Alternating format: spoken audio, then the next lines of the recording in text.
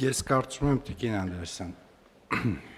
սա շատ ճիշտ որոշում է, որովհետև սա երաշխիք է, որ մենք մասնավորի հետ մրցելու ենք, մրցակցություն ենք ունենալու։ Հակառակ դեպքում